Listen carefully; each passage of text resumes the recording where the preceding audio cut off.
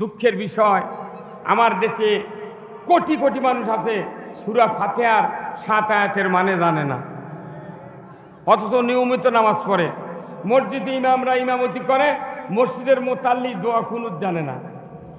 কথা কনেগা মসজিদের মুয়াজ্জিন আজান দেয় 24 ঘন্টা 5 ওয়াক্ত নামাজের, দেখা যায় মুয়াজ্জিনের বেটায় আজান শোনা মসজিদে আসে না। ইমাম ইমামতি করে 40 বছর হলে ওর বেটা নামাজ পড়ে না। বক্তৃতা করে বক্তা 30 বছর হলে দেখা যায় বক্তার একটা বেটা নামাজ পড়ে না। নেতৃত্ব দেয় সমাজে, তাদের একটা বেটা নামাজ পড়ে না। হজ করে আসছে তাদের বেটারা অজুই জানে না। তাহলে এইভাবে সমাজটা কি রোগাক্রান্ত হয়নি ভাই? রোগাক্রান্ত হচ্ছে কি না? এখন আসুন, ওই যে কথা বলেছি, রুগী ডাক্তার যখন ঔষধ লাগে প্রথম অল্প এমজির ঔষধ লাগে, দেখি ঔষধ ওই রোগ হিট করে কিনা।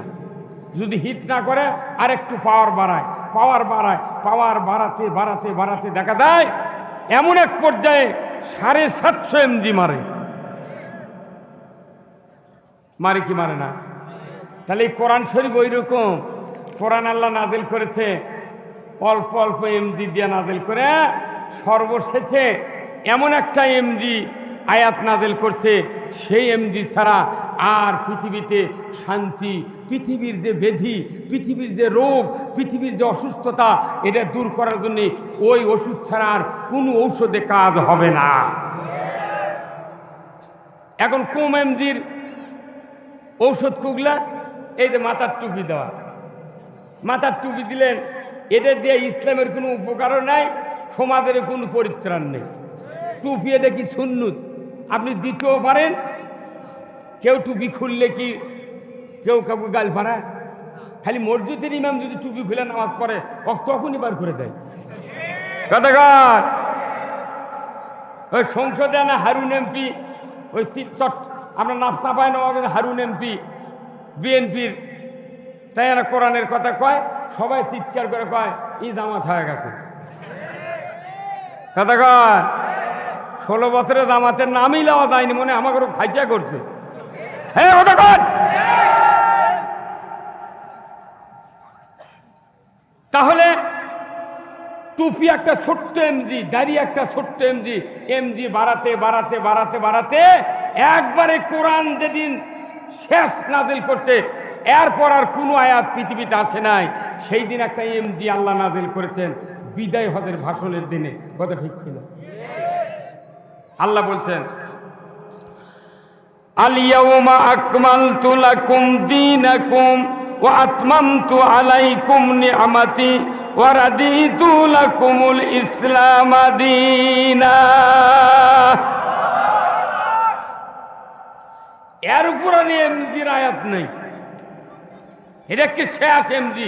এটা যে ব্যক্তি পালন করবে না, এই দুনিয়ার জীবন ব্যর্থ, দুনিয়ার অসুস্থতা কখনোই দূর হবে না। আমরা এখন বাংলাদেশ অসুস্থ একটা রুগী পেয়েছি, কথা ঠিক কিনা? তাহলে এই রুগী সারানের বক্তব্য কোরআনে আছে না নাই? জোরে কোন আছে না নাই? তাহলে আপনি রোগ আপনার বাংলাদেশের ডাক্তাররা সারাবের পারল না, আপনাকে রেফার করে যাও ভারতে, চেন্নাই যাও। কথা কন। তাহলে বাংলাদেশ যেহেতু অসুস্থ, এখানে কি কি অসুস্থতা? এখানে সুদ আছে, ঘুষ আছে, চুরি আছে, জেনা আছে, দুর্নীতি আছে, অন্যায় অপরাধ আছে, মদ, ইয়াবা, বাবা দাদা মোট আছে। হ্যাঁ আছে না নাই? এমন কোনো ব্যারাম নাই যে সেটা বাংলাদেশে নাই, সব গুদামদার। তাহলে রুগী যখন রেফার করে চেন্নাই, তাহলে আপনাকে আল্লাহ বলছেন বান্দা তোমাদেরকে আমি রেফার করে দিচ্ছি, রাজনীতি রেফার করে দিচ্ছি, তোমাদের এই বাংলাদেশ যদি সুস্থ করতে চাও আমি আল্লাহ রেফার করে দিলাম, চলে যাও মদিনার রসুলের আদর্শের কাছে। রসুলের আদর্শ ছাড়া এই বাংলাদেশ কখনোই ভালো হবে না। জিবরাইলও যদি প্রধানমন্ত্রী হয়, বাংলাদেশ রসুলের আদর্শ ছাড়া, আল্লাহর আইন ছাড়া ভালো করার কোন পুরুষ বাংলাদেশে এখনো জন্মে নাই। আপনারা কি রসুলের আদর্শে ফিরে যেতে রাজি আছেন? কারা কারা দুহাত তুলে দেখান।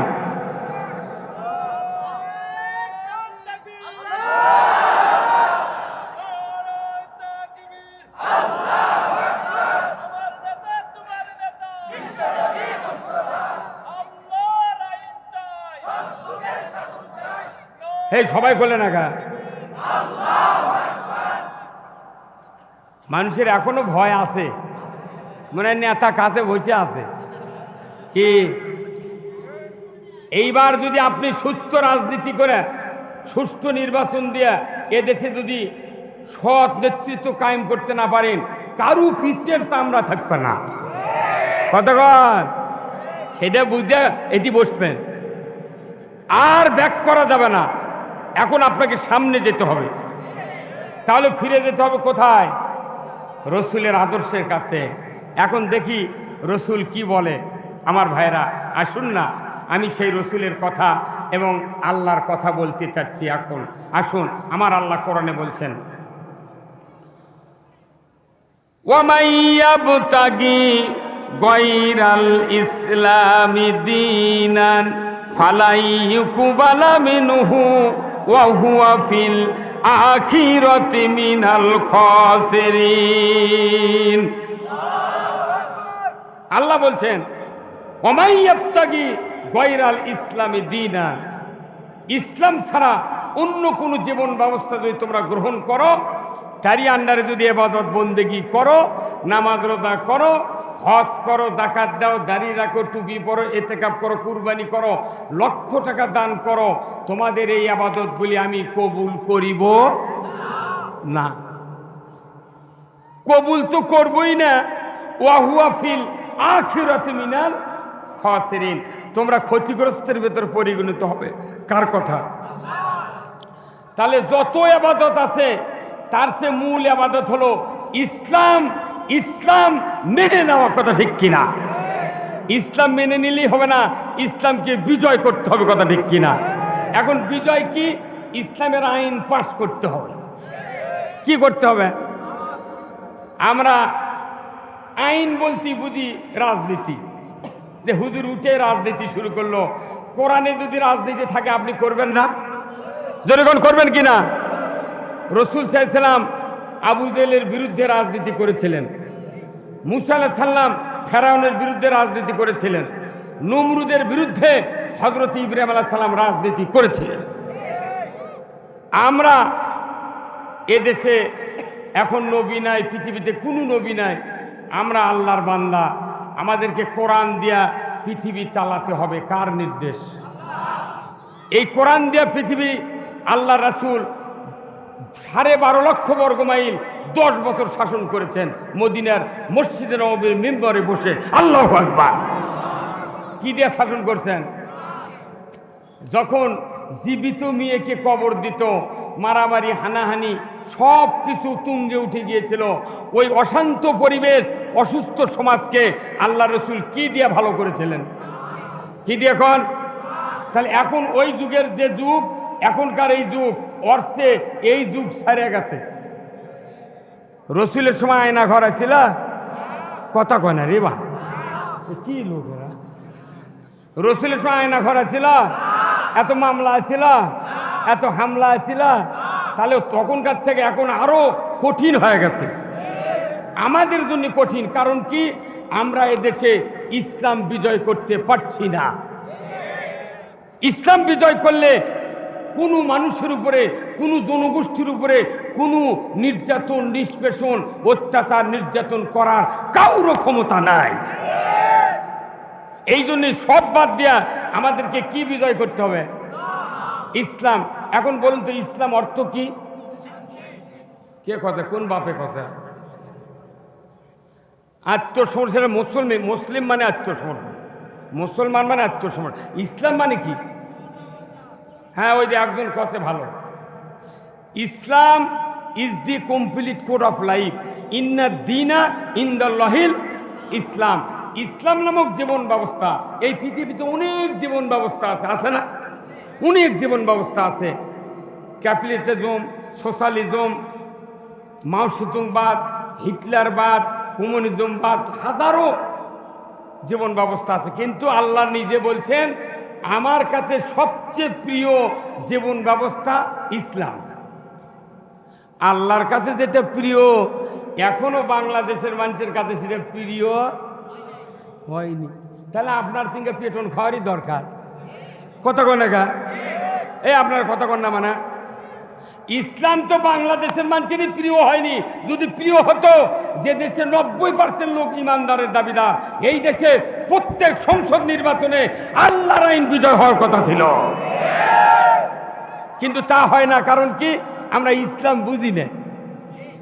নামাজ রোজা ঠিকই করি, জেগে রাজকার ঠিকই করি, কুরবানি দিই, রোজা করি, তৌবা করি, উমরা করি, হজ করি, আসল জাকাত দেওয়া অকাম করি। হ্যাঁ, তা মুরব্বী কি কথা কন না আপনি? আপনি এদিকে না আগে আসেন তো, তল গোপা থাকবেন না, মুখ দিয়ে প্রকাশ করেন। আল্লাহ কোনো মোট ছবি তুলিচ্ছে কথা কন। তাহলে ইসলাম হলো, ইসলাম মানলে শান্তি, না মানলে অশান্তি। ইসলাম মানলে আর না মানলে। আচ্ছা, এই বাংলাদেশ যে পুরো পাকিস্তান, এটা ভারতবর্ষ ছিল আগে, তাই না? মুঘল সম্রাট ছিল একটা শায়েস্তা খান নাম। এই ঢাকার তার আস্তানা আছে শায়েস্তা খানের। আমরা পড়েছি সেই 70-এর আগে ওই ইতিহাস, যে শায়েস্তা খানের আমলে এই ঢাকার 1 টাকা দিয়ে 8.5 মণ চাউল পাচ্ছে। কয় মণ? শুনলি মাথা ঘুরে রে, তুই পাগল নাকি? 1 টাকা দিয়ে কয় মণ? আচ্ছা, তখন তাহলে পেঁয়াজের দাম কত হয়েছিল?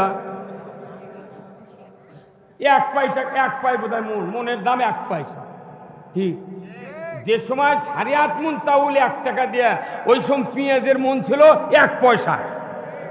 সেই পেঁয়াজের দাম বাড়ে না, পরে এসে হরতাল করে পেঁয়াজরাই পয়সা নিজে পয়সাটা 200 টাকা কেজি তুলল। কতক্ষণ চিন্তা করেন, টাকায় 8.5 মণ চাউল এই ভূখণ্ডের মানুষ খাচ্ছে। আজ সারা দেশে লক্ষ লক্ষ টন ধান হয়, চাল হয়, গ্যাস আছে, তেল আছে, সব আছে। এত উৎপন্ন, মানুষের খাটাখাটনি পরিশ্রম, কৃষকেরা শ্রমিকেরা খাটিয়া পাঁজরের কামান বেঁকা হয়ে গেছে, তাও এর বাড়ির ঘরের দরজা নাই। আর 2 দিন ঢাকার যা বসে থেকে ওই ভোটারদের নেতা হয়ে ওর 22 তলা বাড়ি গুলশান বনানীতে। কতক্ষণ কি হলো? তার মানে কি? তার মানে হলো, যে মতবাদ আছে এটা হলো গরিবকে চোষার মতবাদ। গরিবকে চুষে কিছু কিছু লোক আঙ্গুল ফুলে কলা গাছ হচ্ছে। এই টাকাগুলো যদি গরিবের মধ্যে, যদি কৃষি খাতে যদি ভর্তুকি দেওয়া হতো, ইউরিয়ার সার বাংলাদেশে 150 টাকা বস্তা লাগতো, 150। এই রূপপুর বিদ্যুৎ কেন্দ্র থেকে 59,000 কোটি টাকা নিয়ে গেছে। ওই টাকা যে আলু আর সারদ ভর্তুকি দিলে হয়নি, বাংলাদেশে 150 টাকা বস্তা ইউরিয়া আর 6 টাকা কেজি আলু। একজনার টাকা। আর ওদিক তো গণভবন দেয়া, আমুর বাড়ি দিয়ে তো খালি গাদি। আপনারা ওগুলো ধরে পারেন না, খালি কয় হুজুর দেখে শুনে সাবধান। আমাদেরকে সাবধান করার জন্য আমি হুজুরদেরকে বলছি, কোনো বিয়ে পড়াবেন না। এই 2025 সাল পর্যন্ত বিয়ে পড়ানোর জন্য হরতাল করবেন আপনারা। দেখি তোরা কত মৌলবাদী আর হুজুর করিস। এই মৌলবাদী ছাড়া তোর বাপের বিয়ে না পড়ালে তুই কোনটি কচুর আড়ার থেকে বাড়ালো। আমরা কথা বলি কিন্তু বুঝে বলি না। এই জাতি দুর্ভাগ্য, কোরআন প্রেমিক মানুষদেরকে কোনো দাম দেয় না, আর কোরআনের যারা বিরোধিতা করে তাদেরকে বড় বড় আসন। এইবার মানুষ বুঝতে পেরেছে কার কি দৌড়। কতক্ষণ আমার ভাইরা, আল্লাহ রাব্বুল আলামিন কোরআনুল কারিমে বলছেন, বিদায় হজের দিনে যে আয়াতটা নাজিল করা হলো, আল্লাহর ফেরেশতা জিবরাইল এসে রাসূলকে বললেন, আল ইয়াউমা আকমালতু লাকুম দীনাকুম। হে রাসূল, আজ থেকে জীবন ব্যবস্থা ইসলামকে পরিপূর্ণ করে দেওয়া হলো। আপনার দুনিয়ার জীবন চলতে গিয়া ব্যক্তি, পরিবার, সমাজ, রাষ্ট্র, অফিস, আদালত, কোর্ট কাছারি, অর্থনীতি, রাজনীতি, বিচার নীতি, অর্থনীতি, সামরিক নীতি, যুদ্ধনীতি, যত নীতি দরকার হোক না কেন, আপনার দুনিয়ার কোনো শক্তির কাছে ধার খরচ করা লাগবে না, সব একবারে নাজিল করে দিয়েছেন কে? আমার ভাইয়েরা, ওই জন্য তো আল্লাহ বলেছেন, দুনিয়ার মানুষ তোমরা যারা আছো, তোমাদের ভিতরে যারা ইমানদার, ধরে কোন আল্লাহু আকবার, তোমাদের মধ্যে যারা ইমানদার, শুধু ইমানদারকে ডাক দিয়ে বললেন, ইয়া আইয়ুহাল্লাযীনা আমানু দুখুলু ফিস সিলমি কাফা ওয়ালা তাত্তাবিউ খুতুওয়াতিশ শাইতান ইন্নাহু লাকুম আদুউম মুবিন। আল্লাহ বললেন 18 কোটি ইমানদারের ভেতরে যারা ইমানদার তাদেরকে ডাক দিয়ে বললেন, ও ইমানদারেরা, তোমরা ইসলামের ভেতর পরিপূর্ণ প্রবেশ করো। কার ভেতরে? তার ইসলামটা কি? ইসলাম কোন জীবন ব্যবস্থা? ইসলাম কি? তাহলে জীবনের সকল ক্ষেত্রে যা দরকার এই ইসলামের ভেতর ঢুকতে কে বলেছেন? তার মানে ইসলামের একটাও বাদ দেওয়া, সব মানা লাগবে। কার কথা? তাহলে ইসলামটা এমন আমরা কি মানলাম? নামাজ, রোজা, হজ, যাকাত 1000 যদি হুকুম মানি, আমার নবী বলেছেন একটা সুন্নাত যদি পৃথিবীর জমিন থেকে হারিয়ে যায়, আর যদি আমার 999টা সুন্নাত যদি তোমরা সমাজে মানো, একটা সুন্নাত হারিয়ে যাওয়ার কারণে ওই 999টা সুন্নাত দিয়া ইমানদার হিসেবে 99.5%ও বাঁচা যায় না, যায় না। তাহলে হারিয়ে যাওয়া সুন্নাত কি? কোন তো হারিয়ে যাওয়া নবীর সুন্নাত হলো কোরআন দিয়ে পৃথিবী শাসন করা।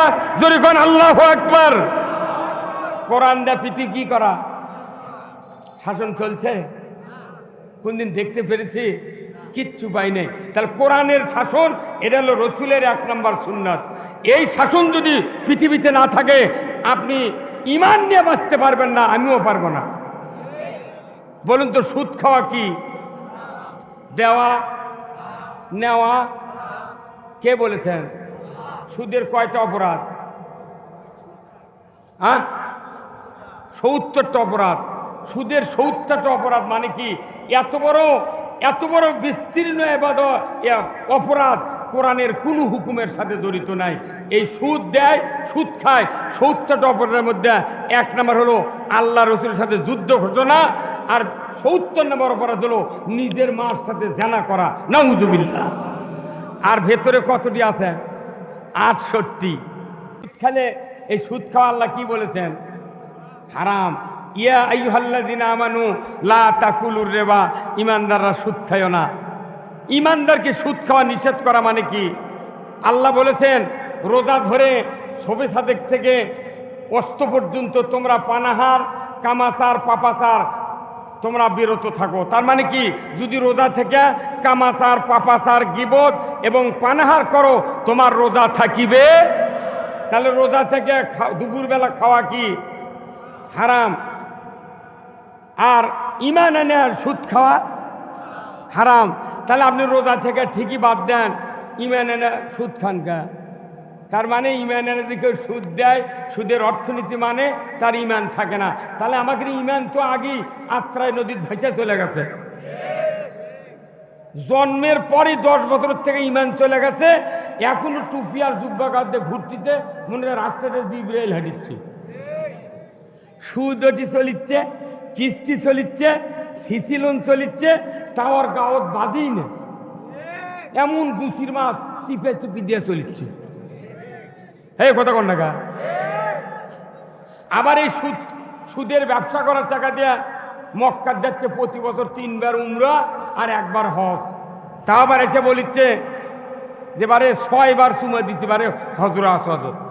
তখন আল্লাহ জিবরাইল কয়, আর মাথা ঠিক নাই রে, তুই যে সুদের টাকা দিয়ে হজ করেছু, যে সুদের টাকা দেয়া তুই চুমা তো দূরের কথা, তুই অর্ধেক গিলা খেলেও কোনো লাভ হবে না।